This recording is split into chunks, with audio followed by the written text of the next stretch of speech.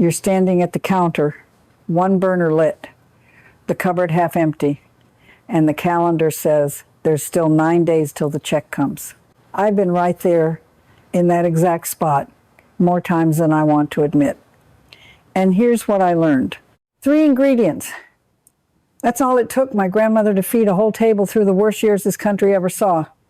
Not 5, not 10, 3 meals that cost less than a postage stamp and still send everybody to bed full and warm. This isn't nostalgia. This is survival math that still works tonight in your kitchen with what you already have. I learned it from a woman who raised 6 kids on a railroad man's wages during the 1930s, and she never once let a single one of us go hungry.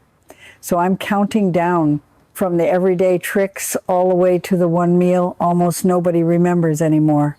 The last one comes straight out of a 1,933 government kitchen bulletin, and it fed millions for pennies a plate. If you live alone, if you're cooking for 1 or 2 on a fixed income, stay with me. The cheapest meal of my whole life is waiting at the end. Let me take you back to my grandmother's kitchen for a second. It was a narrow room in a rented house outside Toledo, one window over the sink, and a cast iron skillet that never once left the stove. She used to stand there with a wooden spoon and say the same thing every time the money got thin. She'd say, "Hunger is just a lack of imagination, and we have plenty of imagination in this house." Then she'd make something out of almost nothing, and we'd all swear it was the best thing we ever ate. That's what I want to give you today. Not sad food, not punishment food. Real meals that carried real families through real hunger and tasted like home doing it. Now, if you want every single one of these recipes written down in one place, the milk toast, the peel broth, the water gravy, the bean pot, and dozens more that never made it into any cookbook, I put them all together in a field edition called Grandma's Penny Table. It's a digital book you can have on your phone or your tablet in the next few minutes, right there in the kitchen with you when you need it. Along with it comes Grandma's Pantry Code, which walks you through exactly how to stock a depression-proof cupboard for almost nothing. Both of them are part of the complete Grandma's Table Field Edition, and you can find everything linked in the description below. A lot of people tell me it paid for itself the first week. So let's keep going down because we've earned it now, and the next trick might be the most surprising one yet. So let's start the countdown, and I promise every single one of these gets cheaper and smarter as we go. Let me begin with something my mother called milk toast, though that name doesn't do it justice. Now I know what you're thinking. Toast in milk sounds like something you feed a sick child or somebody with no teeth left. That's exactly what I thought too, until the winter I had $4 to last me until Friday. Here's the thing about milk toast that the fancy food world forgot. It was the comfort meal of an entire generation. Back in the 1920s and into the Depression, this was what you made when the cupboard was down to the basics. You take a slice of bread, even bread that's gone a little hard and stale, and you toast it dark. Then you warm a cup of milk in a pan, just to steaming, never boiling. A pat of butter if you've got it, a pinch of salt, a little pepper if you like. Pour that hot milk right over the toast in a bowl and let it sit for 1 minute. What happens next is the magic. The bread drinks the milk and turns into something between a pudding and a soup. The crust holds just enough chew. The middle goes soft as custard. The butter pools gold on top. 3 ingredients, bread, milk, butter, and it costs maybe 30 cents to make today. Even less if your bread was on its way to the trash. My mother told me that during the worst of it in 1932, this was supper 3 nights a week and nobody complained because she'd sprinkle a little cinnamon and sugar on the children's bowls and call it dessert for dinner. That's the trick. The same humble bowl became a treat just by changing what you put on top. But milk toast, as good as it is, isn't even close to the cheapest thing I'm going to show you, because the next one uses an ingredient most people throw straight in the garbage, and it made one of the richest soups I have ever tasted. I'm talking about potato peel broth. Now stay with me here, because the first time my grandmother told me to save my potato peels, I thought she'd finally lost it. Therefore, I did what she said, the way you do with somebody who survived things you can't imagine, and I never looked at a potato the same way again. Here's the secret nobody tells you. The peel of a potato is where most of the nutrition lives. The minerals, the potassium, the iron, it's all concentrated right there under the skin in the part we scrape off and toss. During the Depression, and even more so during the war rationing of the 1940s, no woman who knew her business ever wasted a peel. You save your potato skins in a bowl in the icebox all week. When you've got a good 2 cups of them, you put them in a pot with water to cover, an onion if you have one, little salt, and you let it simmer for half an hour. You strain it. What you're left with is a broth so rich and earthy it tastes like it came off a roast. You can drink it straight as a warming cup on a cold night. You can pour it over that stale bread again. You can cook your rice or your beans in it instead of plain water and double the flavor for free. A whole pot of this costs you nothing because you already paid for the potato. The peels were headed for the bin. I guess most folks throw away $40 or $50 of food a year just in vegetable scraps they never think twice about. My grandmother would have been horrified. She used to say that throwing away a peel was throwing away a prayer somebody answered. Therefore, the lesson under all of this is starting to show itself. The cheapest food isn't a special ingredient you have to go buy. It's the part you already have and were taught to waste. And the people who taught you to waste it had a reason. We'll get to that reason because somebody profited from you forgetting all of this, and I'll tell you exactly who before we're done. But first, the next meal climbs down even cheaper, and it's the one that kept coal miners alive through 12-hour shifts. Let me tell you about a thing they called a poor man's gravy, or sometimes water gravy, or in the mountains of Appalachia they called it sawmill gravy when there was no sausage to be had. This one humbles me every time I make it because it proves you can make something rich and filling out of the 3 cheapest things in any kitchen. Flour, fat, water. That's it. That's the whole recipe. Here's how it goes.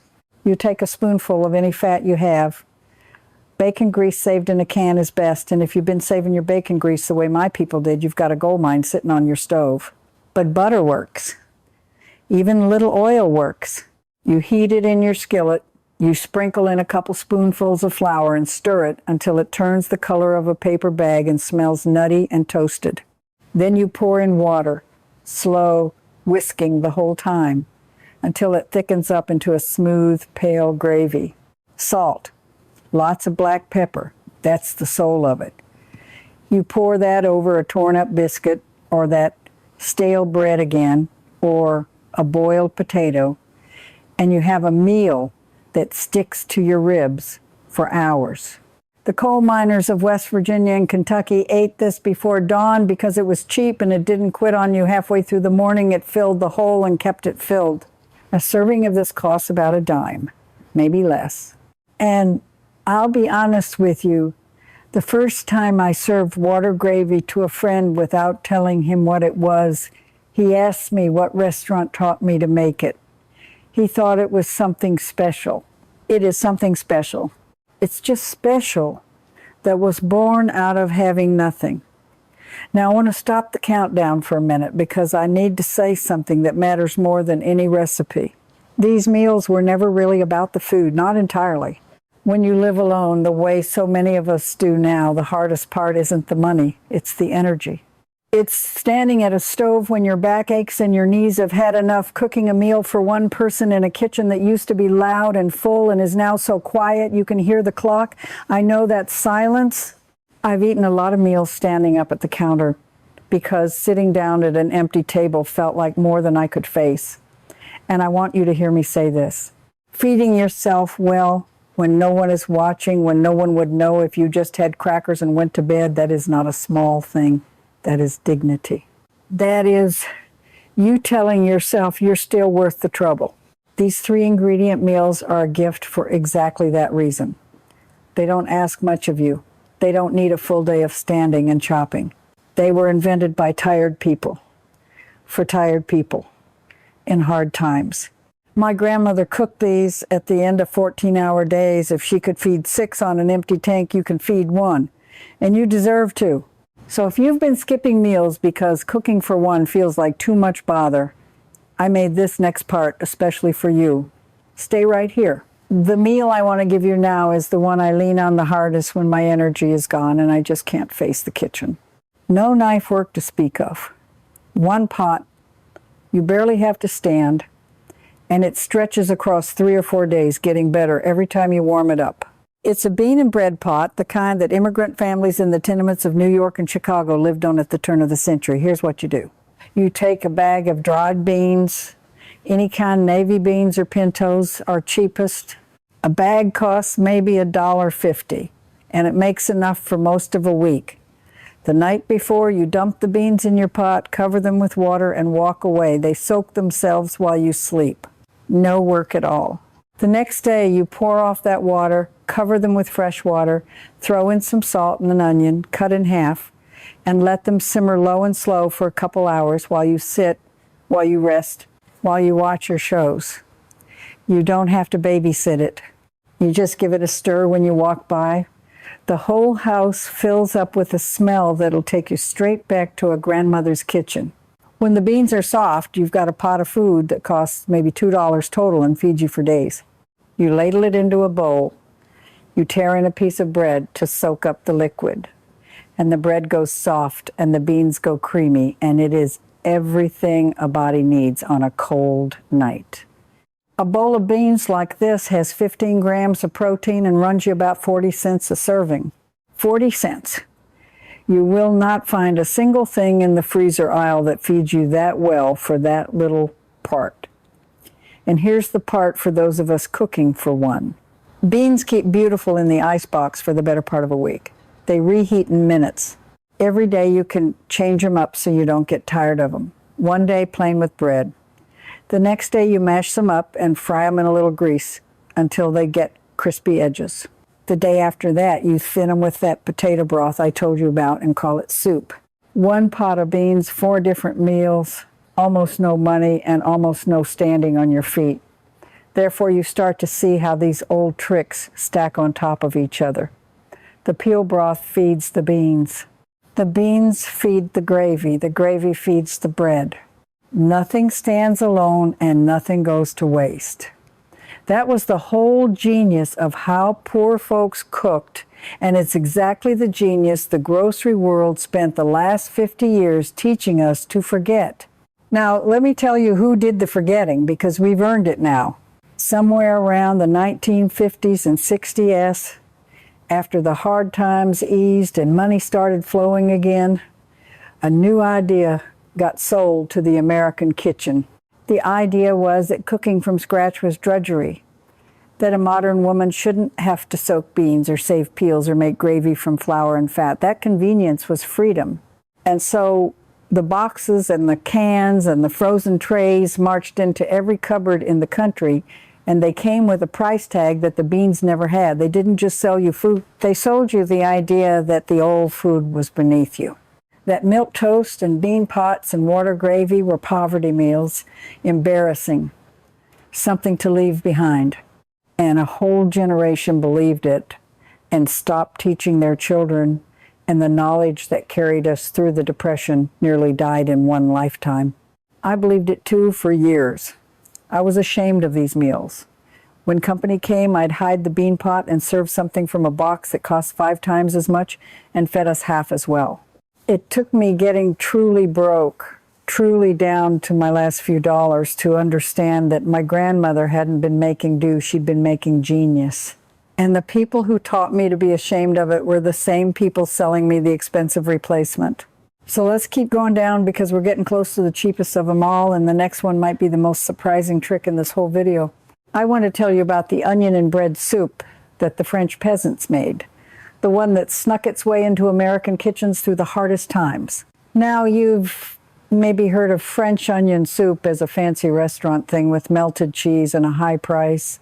But the original, the real one, the peasant version, had no beef broth and no expensive cheese at all. It was onions, water, bread, and patience. You take a few onions, and onions are still one of the cheapest things in any store. A couple pounds for $1 or $2. You slice them and you cook them slow in a little fat, low and easy, for a good long while, stirring now and then, until they turn deep brown and sweet and almost melt into jam. That slow cooking is the whole secret. It takes plain onions and makes them taste like they've got meat in them when there's no meat anywhere near the pot. Then you add water, not broth, just water, and salt and pepper, and you let it simmer. You lay a piece of that stale bread in the bottom of your bowl. You pour the hot onion soup over it, and the bread melts down into the broth and thickens the whole thing. If you happen to have a heel of cheese gone hard in the back of the icebox, you grate it on top and it strings down into the soup like a holiday. That pot costs under $1 to make, and it'll warm you down to your toes.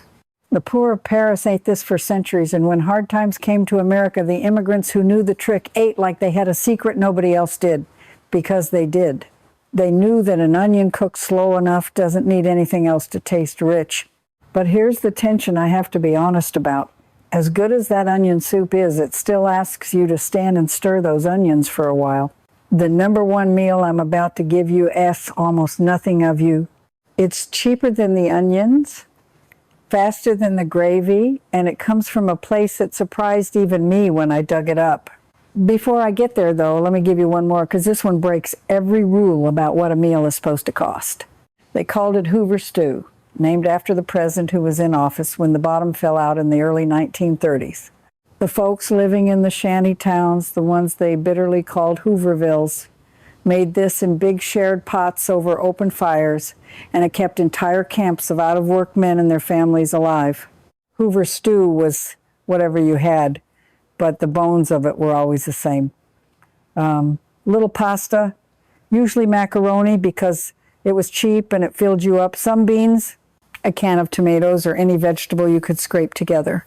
You boil it all in one pot until the pasta is soft and the whole thing goes thick. Sometimes, if a family was lucky, they'd cut up a single hot dog or a bit of sausage to flavor the entire pot, and that one piece of meat would stretch across a dozen bowls. What gets me about Hoover stew is how it brought people together. Nobody made it for one. They made it in a shared pot, and everybody who was hungry got a bowl. There's a lesson in that for those of us eating alone now.